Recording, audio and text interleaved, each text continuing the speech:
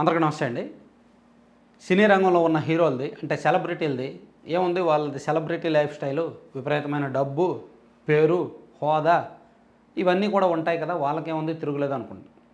కానీ కొంతమందిని చూస్తే కొన్ని ఎమోషన్స్ వాళ్ళు ఎంతగా కంట్రోల్ చేసుకుంటున్నారు, వాళ్ళ అంతర్గత ఆవేదన ఏ స్థాయిలో ఉంది అనేది మనకి అప్పుడప్పుడు అర్థమవుతూ ఉంటుంది.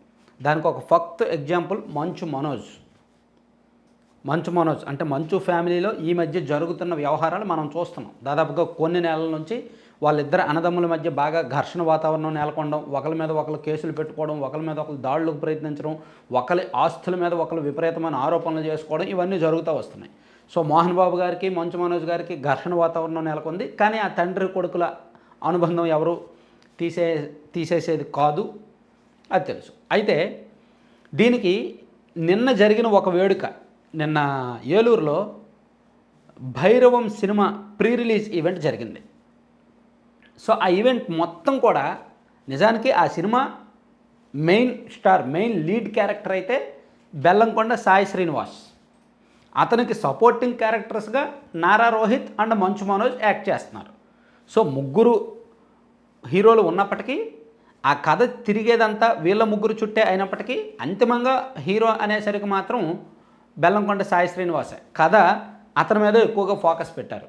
ఆ సినిమా ట్రైలర్లో కూడా అతన్నే కాస్త హైలైట్ చేశారు. కానీ వీళ్ళిద్దరూ కూడా మెయిన్ లీడ్ క్యారెక్టర్స్. సో ఆ ట్రైలర్ చూస్తే అద్భుతంగా ఉంది.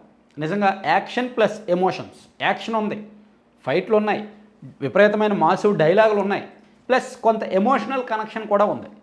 నిజానికి ఆ డైరెక్టర్ కూడా ఒక ప్రత్యేకత ఉంది. అతను గతంలో తీసిన సినిమాలు నాంది కావచ్చు, ఉగ్రం కావచ్చు, అద్భుతంగా తీశాడు. సో ఇది కూడా అదే పంధాలో తీశాడేమో అనుకోవచ్చు. సరే, ఇది కాసేపు పక్కన పెడితే ఈ ప్రీ రిలీజ్ ఈవెంట్లో మనం అబ్జర్వ్ చేస్తే మంచు మనోజ్ అతని కళ్ళ నిండా నీళ్లు, అతను ఏవి ఎదురుగా వస్తుంది తెర మీద, అతను ఎమోషన్స్ను ఆపుకోలేకపోతున్నాడు, నీళ్ళు ఆపుకోలేకపోతున్నాడు. ఆ వీడియో నిన్నటి నుంచి బాగా వైరల్ అవుతుంది. మేబీ మీరు కూడా చాలామంది చూసే ఉంటారు. అతను కళ్ళమటి నీళ్ళు ఆపుకొని కళ్ళు తుడుచుకుంటా, టిష్యూతో మొహం తుడుచుకుంటా, ఇదంతా కూడా బాగా వైరల్ అవుతుంది. అట్ ద సేమ్ టైం ఈవెంట్లో స్టేజ్ పైకి ఎక్కి మాట్లాడుతున్న సందర్భంలో కూడా మనోజ్ దాదాపుగా ఒక 10 నిమిషాలకు పైగా మాట్లాడాడు. ఆ 10 నిమిషాల మాటల్లో కూడా ఏడుస్తూ ఎమోషనల్గానే మాట్లాడాడు. అంటే అతను ఎంత బాధని దాచుకుంటున్నాడు, ఎంత బాధను అనుభవిస్తున్నాడు అనేది మనం చూడొచ్చు. నిజానికి మనోజ్ లైఫ్ స్టైల్ ఈ తరహా కాదు. మనోజ్ది ఏముందండి, గోల్డెన్ స్పూన్. అతను పుట్టినప్పటికే వాళ్ళ నాన్న పెద్ద స్టార్ హీరో, కోట్ల ప్లస్ ప్రొడ్యూసరు, కోట్లు సంపాదించాడు.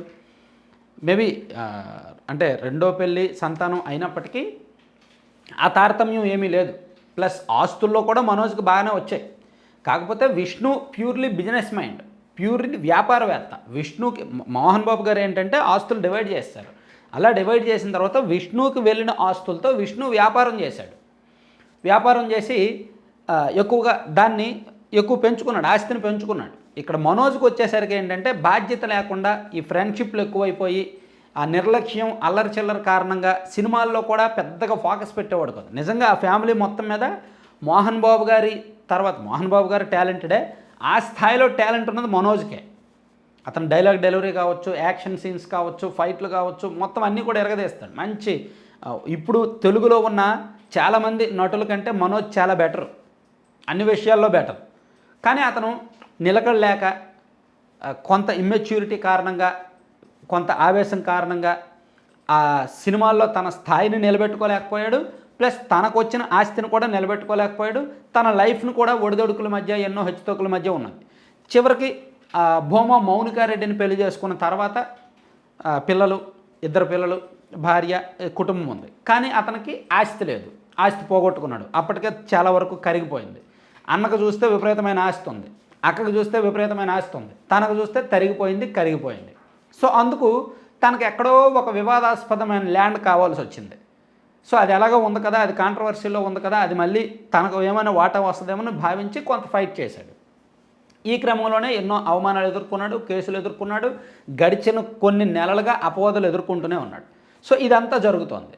విష్ణుకి ఏంటంటే పరిచయాలు ఎక్కువ, నెట్వర్క్ ఎక్కువ, ఫైనాన్షియల్ బలం ఎక్కువ, లీగల్ టీం ఎక్కువ. సో అవన్నీ చూసుకొని విష్ణు పైరువీలు చేసుకుంటూ, లాబింగులు చేసుకుంటూ, తన బలమంతా ప్రయోగిస్తూ ఇతను మనోజ్ని కొంతవరకు అనగదొక్కాలని చూశాడు. మనోజ్కి ఏమీ లేదు. మనోజ్కి మీడియా సపోర్ట్ ఉంది, బాగానే మీడియా సపోర్ట్ ఉంటుంది, అండ్ ఫ్రెండ్స్ సర్కిల్ ఎక్కువ మనోజ్కి. విష్ణుకేమో ఈ టాప్ అండ్ హై ప్రొఫైల్ ఈ మనీ రిలేటెడ్ సర్కిల్ ఎక్కువ ఉంటే, మనోజ్కి వచ్చేసరికి ఫ్రెండ్స్ సర్కిల్ ఎక్కువ. సో దాంతో మనోజ్ కొంతవరకు ఫైట్ చేయగలిగాడు, కానీ చివరికి ఇప్పుడు లో ప్రొఫైల్లోనే ఉంటున్నాడు, జాగ్రత్తగానే ఉంటున్నాడు. సో ఇప్పుడు భైరవం సినిమా మనోజ్ లైఫ్కి, కెరీర్కి ఒక పెద్ద టర్నింగ్ పాయింట్ అనుకోవచ్చు. ఎందుకంటే అతని చివరి సినిమా నాకు తెలిసి గుంటూరోడు, 2016లో గుంటూరోడు వచ్చింది. గుంటూరోడు, పోటుగాడు, కరెంట్ తీగ, ఆ సినిమాలన్నీ అప్పుడే 2016, 15 ఆ టైంలోనే వచ్చాయి. మనోజ్ సినిమా చాలా సినిమాలు తీశాడు అతను, కానీ అన్ని సినిమాల్లో ఏవి కూడా బాగా ఆడినవి అంత సక్సెస్ అంటూ ఏమీ లేదు. విపరీతమైన టాలెంట్ ఉంది, కానీ సినిమాలు మాత్రం అంతగా ఆడినవి లేవు. ఇప్పుడు బిందాస్ ఒకటి కాస్త బాగుంటుంది, టైంపాస్ సరదాగా ఉంటుంది. అండ్ జుమ్మందినాథం కె రాఘవేంద్రరావు టేకింగ్ కాబట్టి కొంతవరకు చూడొచ్చు, పర్వాలేదు అనిపిస్తుంది. అండ్ దొంగది కాస్త ఎంటర్టైనింగ్గా సరదాగా ఉంటుంది. ఇక మిగిలినవన్నీ కూడా ఈ నోకయ్య కానీ, కరెంట్ తీగ కానీ, పోటుగాడు కానీ, అండ్ గుంటూరు రోడ్ కానీ, ఇవన్నీ కూడా సోకాల్డ్ అలా వచ్చి అలా వెళ్ళిపోయాయి అంతే. కొంచెం కంటెంట్ భిన్నంగా ఉంటుంది కానీ వెళ్ళిపోతాయి. అలాగే నేను మీకు తెలుసా సినిమా కూడా వెరైటీగా ఉంటుంది. అట్లా మనోజ్ కొన్ని ఎక్స్పెరిమెంట్లు, ప్రయోగాలు చేసి దెబ్బతిన్నాడు అనమాట. సో ఇప్పుడు భైరవం సినిమా చూస్తే సాయి శ్రీనివాస్ హీరోగా ఉన్నప్పటికీ మెయిన్ క్యారెక్టర్ కాబట్టి ఇతనికి ఈ సినిమా ఒక రకంగా అంటే టర్నింగ్ పాయింట్ అతని కెరీర్కి. ఎందుకంటే మధ్యలో ఒక 3 సినిమాలు షూటింగ్ జరిగి ఆగిపోయాయి. అఘోరా క్యారెక్టర్లో తను ఒకటి చేశాడు, ఏదో బ్రహ్మస్మి అనే సినిమా అనుకుంటా, నాకు అది పోస్టర్ చూసినట్టు గుర్తు. మధ్యలో ఒక 2 ఏళ్ల కిందట ప్రకటించారు, ఆ ప్రాజెక్ట్ ప్రకటించారు. ఆ సినిమా పేరు బ్రహ్మస్మి, మనోజ్ ఏమో అఘోరా క్యారెక్టర్, కానీ షూటింగ్ మధ్యలోనే ఆగిపోయింది. ఆ తర్వాత ఇంకోటేవో 2 సినిమాలు స్టార్ట్ చేశారు, కానీ మధ్యలో ఆగిపోయాయి. సో ఇప్పుడు మనోజ్కి కెరీర్ బాగుండాలి అంటే ఈ సినిమా హిట్ అవ్వాలి, అతని క్యారెక్టర్కి పేరు రావాలి. వస్తే అతని దగ్గరికి ప్రొడ్యూసర్లు వస్తారు, డైరెక్టర్లు వస్తారు, కథలు చెప్తారు, సినిమాలు తీస్తాడు. ఒకవేళ ఈ సినిమా అటు ఇటుగా ఉంటే విష్ణు రెడీగా ఉన్నాడు మనోజ్ని తొక్కేయడానికి. మనోజ్కి సినిమాలు రాకుండా చేయడానికి విష్ణు రెడీగానే ఉంటాడు. ఎందుకంటే విష్ణు వేసే దెబ్బలు మామూలుగా ఉండవు. ఈవెన్ మనోజ్ కూడా నిన్న వేడుకలో ఇండైరెక్ట్గా విష్ణు సినిమా మీద ఒక డైలాగ్ వేస్తూనే ఉన్నాడు. శివయ్య అని పిలిస్తే శివుడు రాడు, శివుడు మన మంచితనం ద్వారా, మన చుట్టూ ఉండే అభిమానుల ద్వారా, మన ఎదురుగా ఉండే వాళ్ళ ద్వారా, మన డైరెక్టర్ ద్వారా, మన నిర్మాత ద్వారా వస్తాడని అతను కన్నప్ప సినిమా మీద కొంత సెటైర్స్ వేశాడనమాట. నిజానికి కన్నప్ప, భైరవం 2 ఒకే రోజు రిలీజ్ అవ్వాలి, కానీ ఎందుకులే ఒకటి హిట్ అయ్యి ఒకటి ఫ్లాప్ అయింది అనుకో, కొంచెం ఇబ్బంది పడాల్సి వస్తుందని చెప్పి దాన్ని ఒక 12 రోజులు వాయిదా వేశారు. ఈ సినిమాని ముందు తీసుకొస్తున్నారు. సో ఓవరాల్గా ఈ సినిమా ట్రైలర్ మాత్రం ఆకట్టుకుందండి.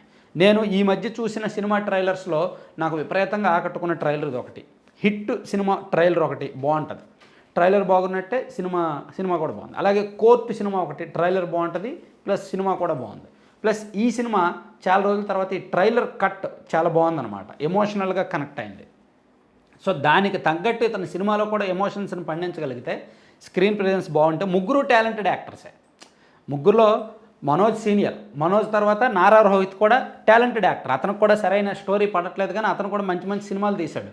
అసురా కానీ, ఇది రౌడీ ఫెలోనో ఏదో ఉంటుంది అదొకటి, అట్లాంటి సినిమాలు మంచివి తీశాడు. సో అతనికి కూడా అతను ఫస్ట్ సినిమా బాణం ఎంత బాగుంటుంది, ఎంత డిఫరెంట్ కంటెంట్ అది బాణం. అలాగే సోలో సినిమా ఎంత డిఫరెంట్ కంటెంట్. సో అట్లా నారా రోహిత్ కూడా మంచి టాలెంటెడ్ యాక్టర్, అతనికి కూడా సరైన స్క్రిప్ట్, సరైన కంటెంట్ పడట్లేదన్నమాట. సో అందుకు ఒక రకంగా ఇద్దరు కూడా ఆకలి మీద ఉన్నారు. ఇక ఏం జరుగుతుందో చూడాలి రిలీజ్ అయిన తర్వాత. Thank you.